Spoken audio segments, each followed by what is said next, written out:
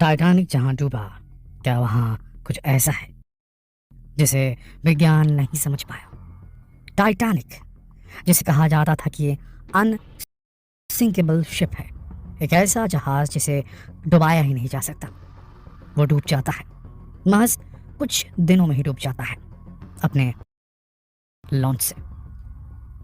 Titanic के बारे में कुछ चीज़ें ऐसी ज़रूर थी जो काफ़ी अजीब थी, जिन्हें अभी तक समझ नहीं पाया गया है। देखिए, अगर आप भारत के कस्बाई इलाकों में रहते होंगे तो आपको एक ऐसी, अब इसे भ्रांति कहें, मान्यता कहें, अलग अलग जगहों पर अलग अलग होती है। कुछ लोग इसे सुपरस्टिशन भी कहेंगे, लेकिन ये चीज़ जो है अलग अलग इलाकों में अलग अलग तरीक़ों से मानी जाती है। क्या आप इस बात को जानते हैं कि जब कोई बड़ा ब्रिज बनता है तो वो बलि लेता है? इस प्रकार की एक मान्यता होती है। भारत के कई इलाकों में, कई गाँव में, अंदरूनी इलाकों में ऐसा माना जाता है। कहा जाता है जब कोई बड़ा बांध बनाया जाता है तो वो भी बलि लेता है। कुछ ऐसे ही क्या टाइटैनिक के साथ भी था? क्योंकि आपको बता दें, टाइटैनिक जब लॉन्च हो रहा था, टाइटैनिक को जब पानी में पहली बार उतारा जा रहा था, तब 10,000 लोग उस समय मौजूद थे।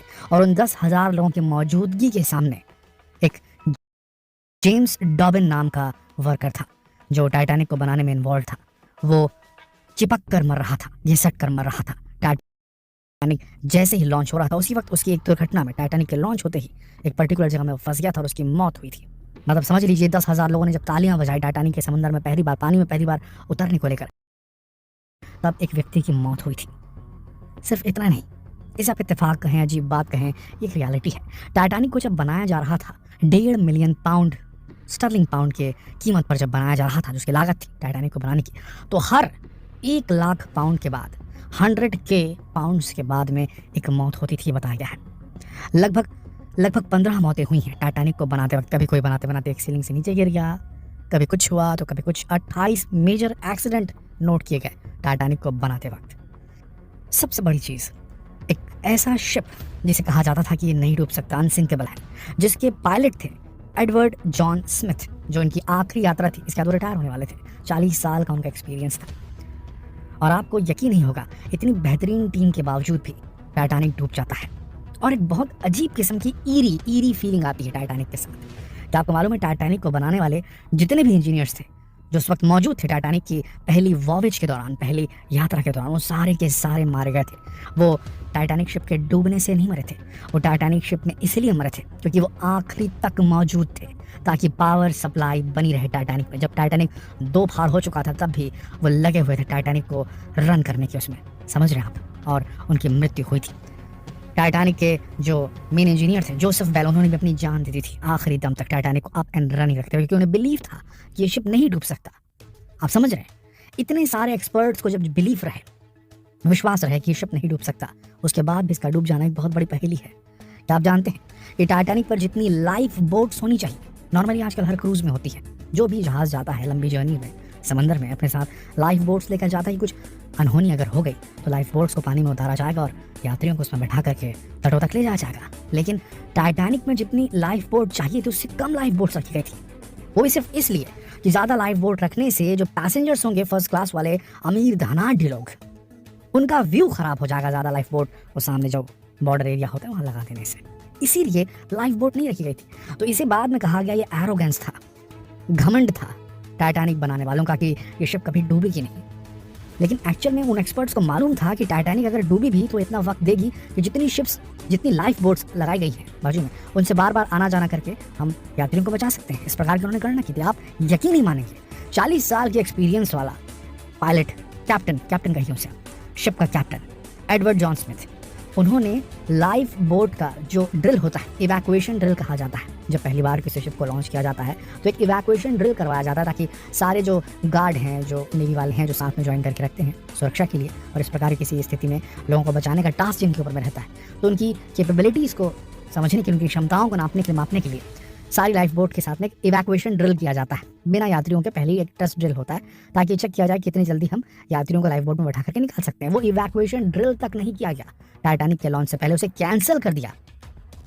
टाइटैनिक के कैप्टन एडवर्ड जॉन स्मिथ ने, इतना कॉन्फिडेंस था उनके अंदर कि ये शिप नहीं डूबेगी, फिर भी ये शिप डूब जाती है। तो क्या ये इत्तेफाक अजीब नहीं लगा आपको? इतने सारे लोगों का कॉन्फिडेंस, जिसे बाद में एरोगेंस कह दिया गया, क्या कहीं कुछ ऐसा था उस जगह में जहाँ टाइटैनिक डूबा जिसकी वजह से उसने खींच लिया टाइटैनिक को अपने अंदर? सुपर मून बताया जाता है, सुपर मून था 14 अप्रैल जब ये डूबा। सुपर मून ने कहा जाता है कि ऐसी हाई टाइड्स को जन्म जिससे बड़े ग्लेशियर्स के टुकड़े उस रूट पर आ गए जहाँ टाइटैनिक को जाना था। और क्योंकि उस वक्त उतना कुछ विजिबिलिटी नहीं थी, उनके पास बायनोकुलर उतना इजीली अवेलेबल नहीं था, इस वजह से टाइटैनिक टकरा गया था। बाद में पता चला जहाँ बायनोकुलर रखा था वो लॉकर, उसकी चाबी नहीं थी उनके पास में। अगर बायनोकुलर होता तो दूर से देखा जा सकता था। आपको बता दें वहाँ ऑप्टिकल इल्यूजन भी हुआ था, जिससे दिख नहीं रहा था सामने कि वो वहाँ पर बड़ा आइसबर्ग है या ग्लेशियर का टुकड़ा है। इवन जब टकराया टाइटैनिक तो डिस्ट्रेस सिग्नल्स दिए गए, ऊपर फ्लेयर्स लॉन्च किए गए जिससे दूर से देखा जा सके। कई शिप्स आसपास से जो गुजर रही थी उन्होंने फ्लेयर्स को देखा, पर उन्हें समझ नहीं आया कि फ्लेयर डिस्ट्रेस सिग्नल है, क्योंकि वहाँ मिराज हो रहा था, ऑप्टिकल इल्यूजन हो रहा था, ठंडी हवा गर्म हवा की लेयरिंग की वजह से। तो किस्मत फूटी हुई थी, टाइटैनिक बच सकता था लेकिन नहीं बच पाया। और अजीब ईरी चीज़, जैसे हमने बताया, इंजीनियर्स आखिरी दम तक बचाने में लगे रहे इस बिलीव के साथ कि बच जाएंगे। उसी तरीके से जो म्यूजिशियंस थे, 8 लोगों का बैंड था वहाँ म्यूजिशियंस का, जो हाई सोसाइटी के लोगों को म्यूजिक से एंटरटेन कर रहे थे। बताया जाता है कि जब तक डूबा नहीं टाइटैनिक, पता था उन्हें डूब रहा है, टूट चुका है बीच से, तो भी वो बजाते रहे थे। एक बड़े म्यूजिशियन की तो अपने पियानो जो होता है उसका जो वाद्य यंत्र था उसको लपेट कर उसकी लाश मिल पाई। जी हाँ दोस्तों, तो इन्हें कैसे बिलीव था कि बच ही जाएंगे वो? कैसे हो सकता है ये? उस इलाके का ऑरा कैसा है? देखिए, पॉजिटिव एनर्जी, नेगेटिव एनर्जी, इस पे बात होनी चाहिए। विज्ञान जिसे समझ नहीं सकता इसका मतलब ये नहीं कि वो चीज़ एग्जिस्ट ही नहीं करती होगी। हमारी आंखें पहले पराबैंगनी तरंगों को नहीं देख पाती थी, इंफ्रारेड तरंगों को नहीं देख पाती थी, लेकिन अब हमारे पास वो टेक्नोलॉजी है कि हम अल्ट्रा वायलेट रेज को देख सकते हैं, पराबैंगनी तरंगों को। हम अंधेरे में भी लोगों को देख सकते हैं उनके शरीर से निकलती हुई ऊष्मा के चलते। ठीक उसी प्रकार से ऐसी बहुत सी चीज़ें हैं जिसे हमारी इंद्रियां आज भी कैप्चर नहीं कर सकती, और हमारे पास वो टेक्नोलॉजी भी नहीं जो हमें ऑगमेंट करे, हमें हेल्प करे उन चीज़ों को देख पाने में। उसी प्रकार से ऐसा लगता है कि सकारात्मक ऊर्जा और नकारात्मक ऊर्जा दोनों एग्जिस्ट करती हैं। तो कहा जाए, हम सब जानते हैं कि समंदर की गहराई कितनी निर्दयी होती है, कितनी क्रूअल होती है, वहाँ पर जीवन पनपना बेहद मुश्किल होता है। लेकिन जिस प्रकार के कोइंसिडेंसेस हुए हैं उस इलाके में वो बेहद अजीब है, बेहद ऑकवर्ड है, बेहद दिलचस्प है।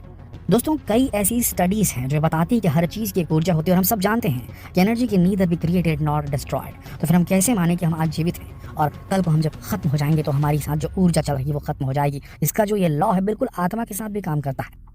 कहीं ही नकारात्मक ऊर्जा जब में कन्वर्ट हो जाती है जब, तो ये खतरनाक हो जाती है। और जिस प्रकार से हम जीव हैं, कई धर्मों में भी ये माना जाता है और कई स्टडीज़ में भी ये पाया गया है, जिस प्रकार से हमारी एनर्जी होती है उसी प्रकार से पत्थर की भी होती है, उसी प्रकार से एक निर्जीव चीज़ की भी, जिसे हम निर्जीव कहते हैं, उस प्रकार से पेड़ों की भी होती है, पत्थरों की भी होती है, उन सब की एनर्जी होती है। जिस प्रकार से कहा जाता है कि कहीं भी हम जाते हैं तो वहाँ एक नेगेटिव एनर्जी फील हो रही है, जगहों की भी अपनी एक एनर्जी होती है। तो हो सकता है कि टाइटैनिक जहाँ डूबा उस जगह पे इस प्रकार की नकारात्मक ऊर्जा। क्या आप सकारात्मक और नकारात्मक ऊर्जा में बिलीव करते हैं? क्या आप बिलीव करते हैं कि जिसे विज्ञान साबित नहीं कर सका है उस चीज़ का भी अस्तित्व हो सकता है? क्या लाइफ आफ्टर डेथ पे आप बिलीव करते हैं? क्या आप बिलीव करते हैं कि रूह और आत्माएं वाकई में होती है? क्या आप ये बिलीव करते हैं कि हर जगह का अपना एक ऊर्जा मंडल होता है, एक आभा मंडल होता है? कहीं घुसते हैं तो आपको खुशी महसूस होती है, कहीं अपनापन सा लगता है, कहीं पर भय लगता है, डर लगता है, खतरे का आभास होता है।